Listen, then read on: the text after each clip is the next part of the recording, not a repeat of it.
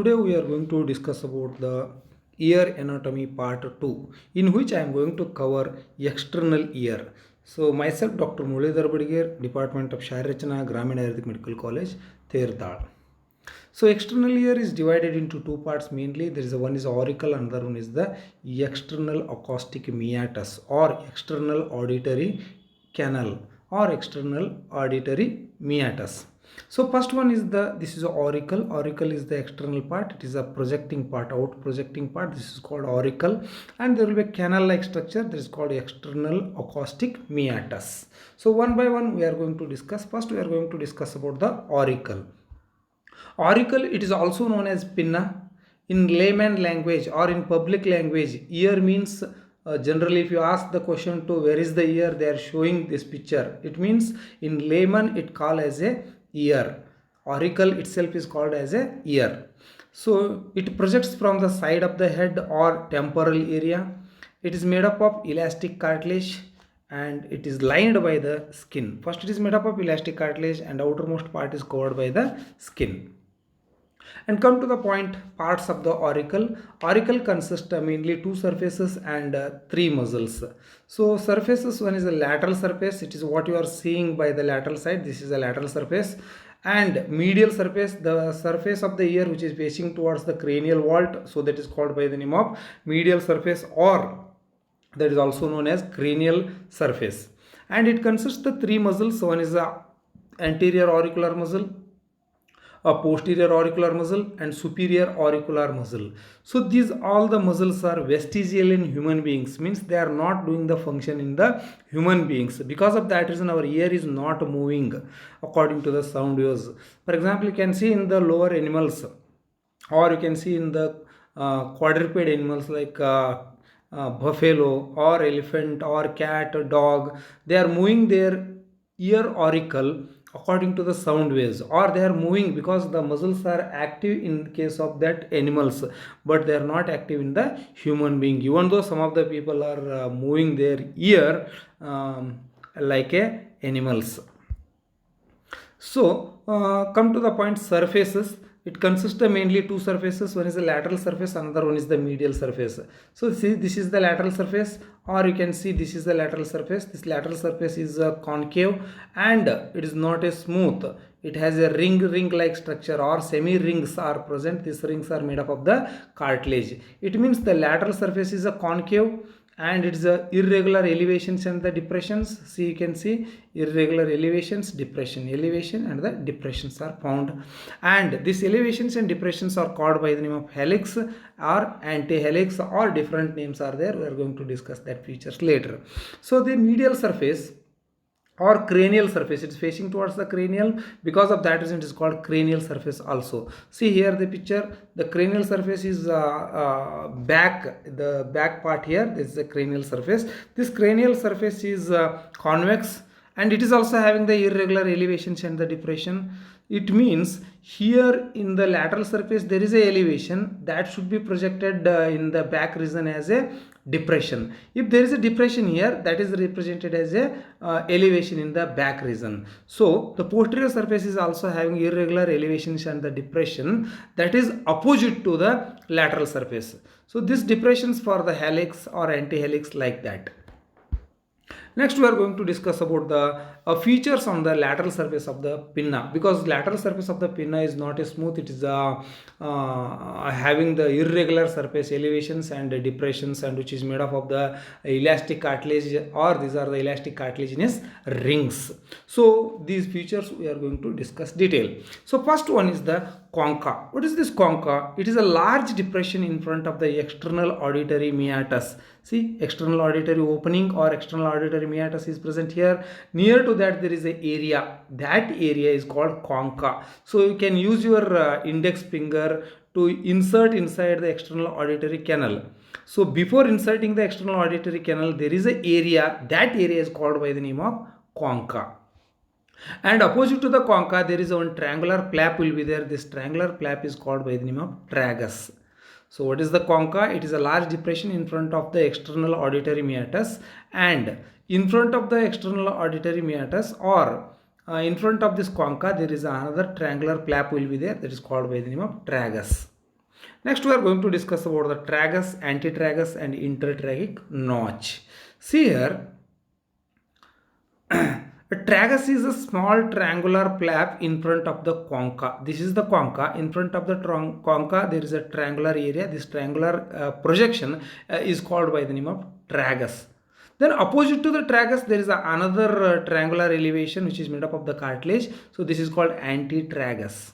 This tragus, antitragus and the tragus both are separated by one depression. This is called intertragic notch.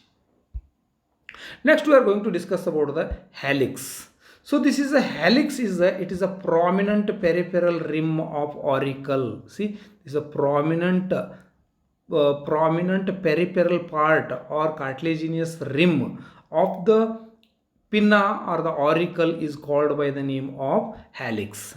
This helix consists the two part. One is the anterior part, this is called anterior limb, and remaining part it is called posterior limb.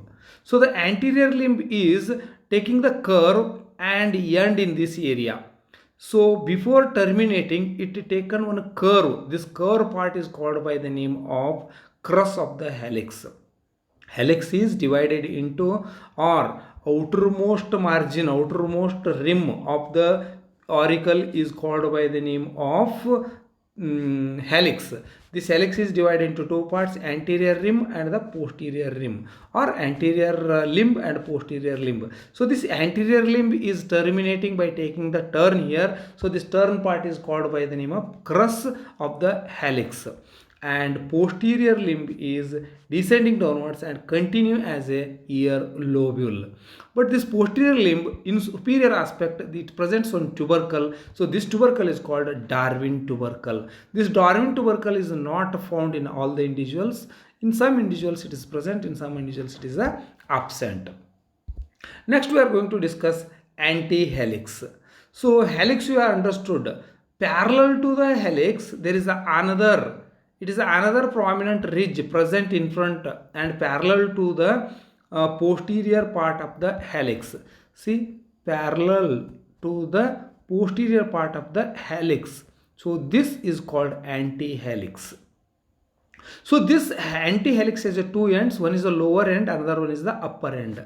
The lower end is continue as a antitragus, but upper end is splitted into two slips. Upper slip is called superior crura and another one is inferior crura. In this picture you can see superior crura and the inferior crura, or in this picture you can say superior crura and the inferior crura. So between the two crura, superior and inferior crura, there is a depression. This depression is called, triangular depression is called by the name of triangular fossa. And there is one more fossa is present, that is called scaphoid fossa. What is this scaphoid fossa? The narrow gutter or narrow space between the helix and the antihelix is called scaphoid fossa. See, this is the helix, this is the antihelix. Between helix and the antihelix there is a narrow space or gutter like structure. So this is called by the name of scaphoid fossa. Next we are going to discuss about the Cymba concha. Cymba concha is the small area above the crus of the helix and below the inferior crura. See, this is the area, crus of the helix. See, crus of the helix this is, and this is the inferior crura of the antihelix. Between that there is an area. This area is called by the name of Cymba concha. So this Cymba concha is clinically very important because when you are putting the finger here, it is touching to the skull. Which part? It touching to the skull, the part that is called suprameatal triangle. See, the suprameatal triangle. This posterior to the suprameatal triangle there is an area that is called mastoid process. Inflammatory changes in the mastoid process is called mastoiditis. In some conditions the ENT surgeons are doing the surgery that is called mastoidectomy. During the mastoidectomy, this suprameatal triangle plays an important role for the surgeons. Next, lobule. Lobule, almost all of you students know this lobule, and this lobule usually Salman Khan is started the trend to wear the earrings. So that is the second issue. So as a medical student come here, it is the hanging below the antitragus, which is made up of the fibrofatty tissue and which is covered by the skin. Usually in case of the the kids or the pediatric cases, after the birth, ear piercing a procedure is going to do. In that condition, they are piercing or they are pricking the ear in this lobule. Next, I am going to revise the points what we have discussed. See, outermost rim is called by the name of helix. This is an anterior limb of the helix, has a curved part. This is called crus of the helix, and this is a posterior limb. Inferiorly, it is continue with the lobule, and upper part presents on tubercle. This is called Darwin tubercle. And second one is antihelix.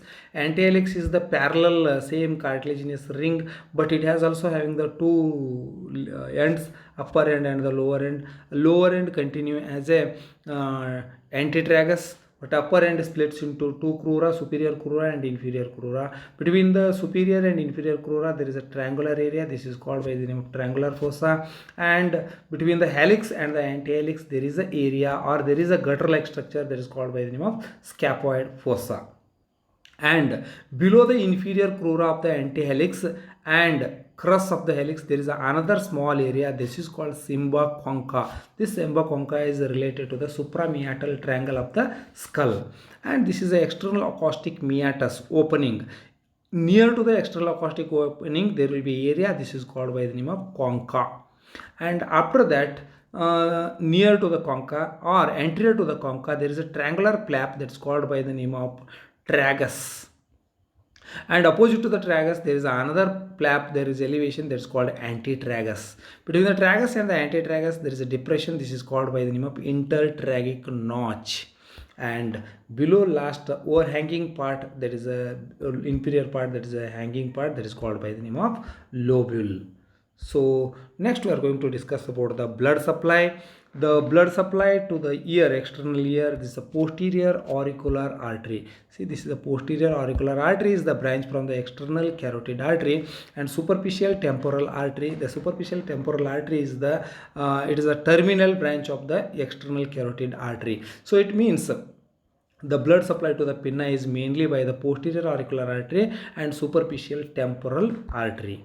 And venous drainage, veins accompany the arteries. It means posterior auricular vein and superficial temporal vein. So all these veins finally draining into the superficial temporal vein or external jugular vein. This external jugular vein is present in the neck region, and this vein is carrying the venous drainage. And next, lymphatic drainage. Lymphatic drainage is the external ear is related to the three parts: preauricular lymph nodes, post-auricular lymph nodes, and superficial cervical lymph nodes. These are the lymphatic drainage system. And come to the point, nerve supply. The nerve supply is mainly, it is external ear is divided into two parts, the lateral surface and the medial surface. The lateral surface is divided into two parts, upper part and the lower part. The upper part is supplied by auriculotemporal nerve. So this auriculotemporal nerve is a branch from the mandibular nerve. Mandibular nerve is the branch from the trigeminal nerve, and the inferior part is supplied by the greater auricular nerve. See, lateral surface of the ear is supplied by mainly two nerves. Upper part is supplied by auriculotemporal nerve and lower part is supplied by great auricular nerve. But here concha and Cymba concha or opening, meatal opening, that area will be there now. So that area is supplied by auricular branch of vagus nerve. The vagus nerve has one branch that's called auricle branch. So here it is supplying. And come to the point, posterior surface or medial surface is supplied by upper part and the lower part. The upper part is supplied by the lesser occipital nerve and lower part is supplied by great auricular nerve. So lesser occipital nerve and the greater auricular nerve both are the branch coming from the cervical plexus of the spinal cord. And there will be a muscles, I already told, auricular anterior, auricular posterior, auricular superior. All these muscles are supplied by a facial nerve. Next we are going to discuss about the external auditory meatus. The external auditory meatus, it is a S-shape a tube extending from the external acoustic opening to the tympanic membrane. It extends from the external auditory opening to the tympanic membrane. So it is a S-shape but oval in cross section. It is not a straight, it is a S shape. Because of that reason, while doing the examination of the ear, if you want to visualize the external auditory canal or tympanic membrane clearly, then we should pull the ear upwards, backwards and slightly laterally. Then only you can, then the canal becomes straight, then you can visualize the interior of the external auditory canal. This external auditory meatus is a total length is about 24 millimeter, and it is divided into three parts: outer cartilaginous part, that is a 8 mm, and inner bony part, that is a 16 mm, and it also consists of the two constrictions. One by one we are going to discuss. See here, outer part, this is called cartilaginous part because it is made up of the cartilage. And see, here is the inner part, this is called by the name of bony part, which is made up of the bone. There is a temporal bone, so it is called bony part. And it also consists of the two constriction, one at the junction of cartilaginous part and the bony part here. Another constriction is present here, that is called by the name of isthmus. We will discuss that point later. See, cartilaginous part, this is a lateral part. Cartilaginous part, this is a lateral part, and 8 centimeter or 8 millimeter long, and it is C shape in cross section, and it is lined by the skin and the cartilage, and skin consists of the hairs, sebaceous gland and Syringing glands. These Syringing glands are modified sweat glands. They are secretes the a special structure that is known as wax or the ear wax. So excessive secretion of the Syringing glands leads to the collection of the ear wax. That ear wax, when it becomes the hard like a stone, then it will very painful for the patients.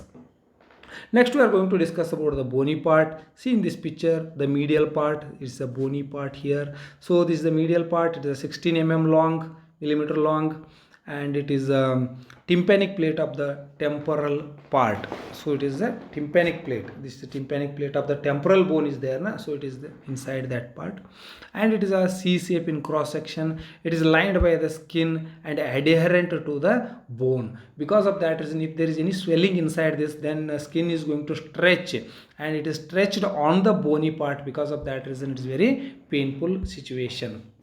And also it consists of the two constrictions.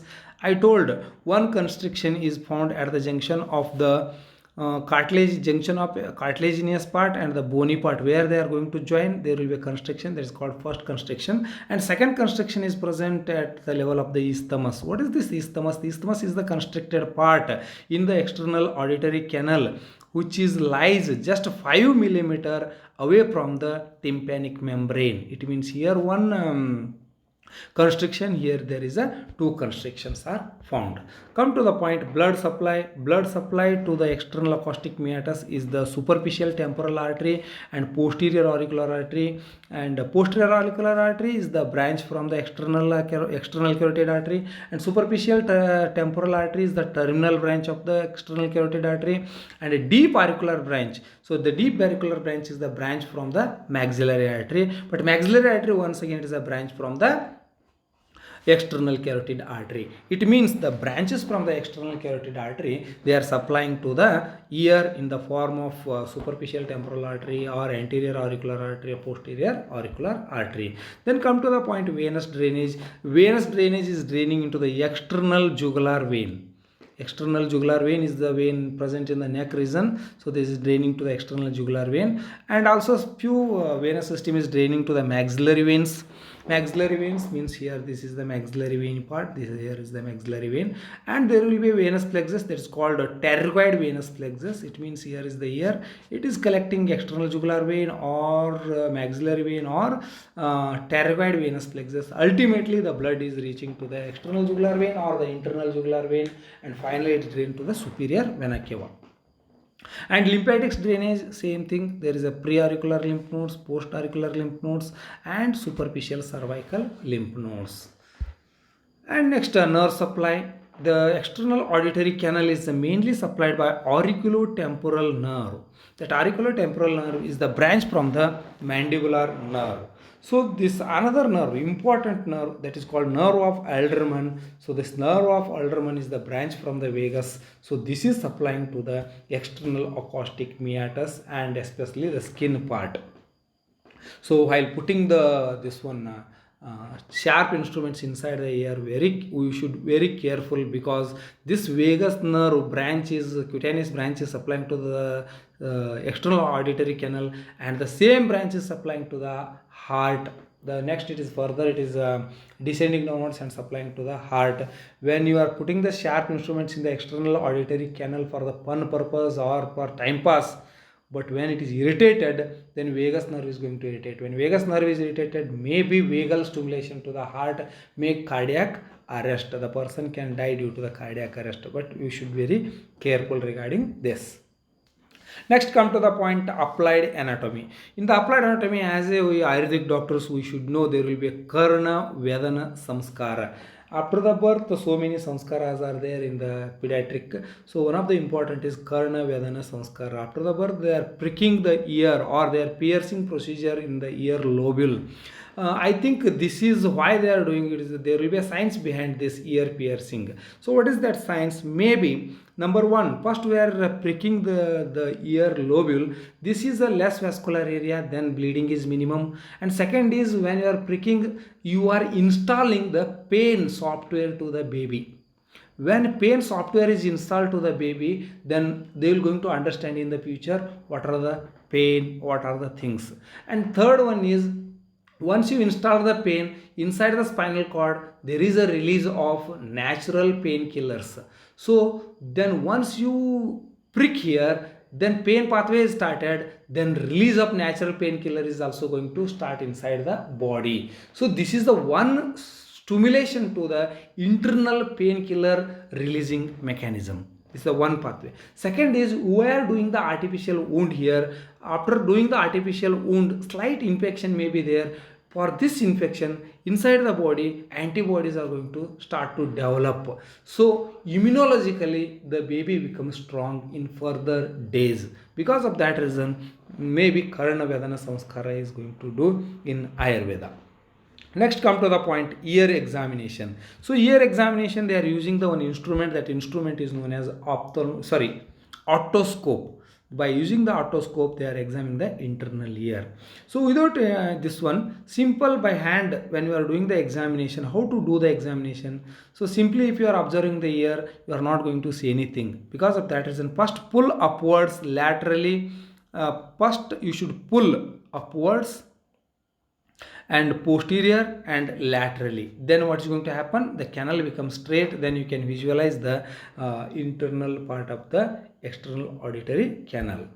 Next, if the excessive Symnus glands are doing the work, then what is going to happen? Wax is going to produce. This wax is going to collect in the ear. At that time, the person is not able to hear properly. That is called a deafness. So that is secondary. Or sometimes we are putting the foreign body inside the ear. In that condition, for removal of this one, they are using the method that's called syringing method. They are taking the water and putting the syringe inside the ear and pushing. The water flow is going to up to the tympanic membrane. After the tympanic membrane, fluid is coming back. While coming back, it will collect the foreign body, and this will come outside. So that is called syringing method. So then ear wax and removal of the ear wax. Already I explained the excessive secretion of the Symnus glands that leads to the collection of the ear wax. While removal the ear wax, very careful regarding the Alderman nerve, which is a branch from the vagus nerve. If you are irritated, that may leads to the cardiac arrest. Next, there will be a boils or infectious conditions of the external ear. The collection of the pus, a small pocket of the pus collected, then it is very painful, because if it is dilated, pus is collected, then it is very painful situation. Next, a foreign body like seed, grain, insect, when the people are sleeping or in the forest and field area, these are the common things. The entry of the seed, entry of the insect.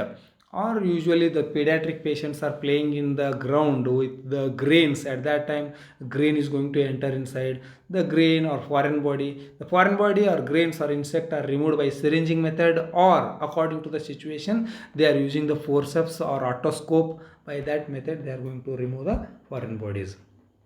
Then there will be a condition, the inflammatory changes in the cartilage, of this area. So this is called perichondritis of the outer ear. Here there will be a collection of the serous fluid. If you have taken the syringe and prick the needle and drag the syringe, and what's going to happen, all the fluid is going to come, but repetition is quite common. So this is called perichondritis. In third year we are going to discuss detail about the disease. There is another disease that is called by the name of hypertrichosis. Hypertrichosis means the growth of the hair on the ear. That is called hypertrichosis. It is a Y-linked inheritance disease. It is, I think in PUC you have studied the genetics. So hypertrichosis, growth of the hairs in the male, is a Y-linked inheritance. So that is called by the name of hypertrichosis. So with this I am completed the detailed structure of external ear and its applied anatomy.